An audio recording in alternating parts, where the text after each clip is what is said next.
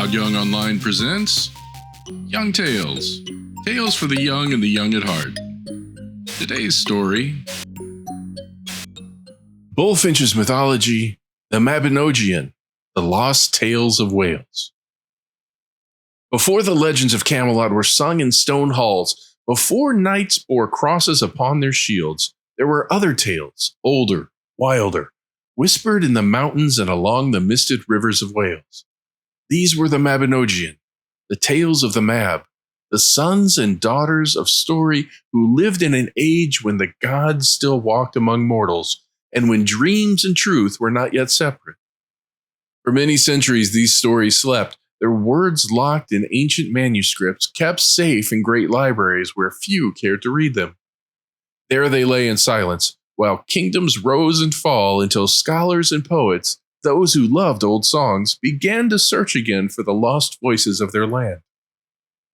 In the dusty corners of Oxford's Bodleian Library, they found the manuscripts, long rolls of vellum written in Welsh, their edges worn by the centuries. The scholars knew that the tales were precious, yet few could read them. For though the tongue of Wales still lived among its people, it was little studied by the learned, and those who could translate it had neither the means nor the will.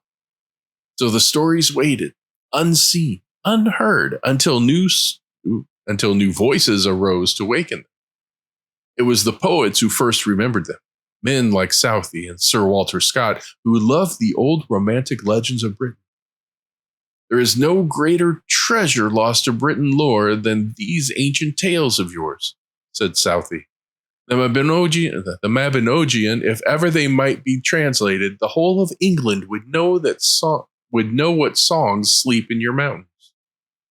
But the years passed, and none came forward. Southey jested that no Welshman should wear the leek nor boast of his bards until the work was done. And still the manuscripts waited. At last, long after Southey and Scott were gone, a lady appeared who would answer their call. Not a bard by birth, but by love. Her name was Lady Charlotte Guest, an Englishwoman who had married a Welsh nobleman and had fallen in love with his language, his country, and its stories. She learned the old Welsh tongue, word by word, until she could read the manuscripts herself. And then, with patience and passion, she began to translate each tale from parchment into living English. She gathered the myths of princes and enchantresses, of cauldrons that gave life, and stones that spoke, of Pwyll, the dreamer king, of Dyfed, of Branwen, the white-bosomed of Math and Gwydion, and the Lady of Flowers born from blossoms and spells. In 4 great volumes, she gave the world back the lost stories of Wales, the Mabinogion, written fair with their ancient strangeness intact. To the antiquarian, they were treasures of language and myth. To the poet, they were the roots of Arthur's dream. For from these Welsh tales came the first seeds of the legends we now know. The boy who drew the sword, the Lady of the Lake, the shining court of Britain's once and future king.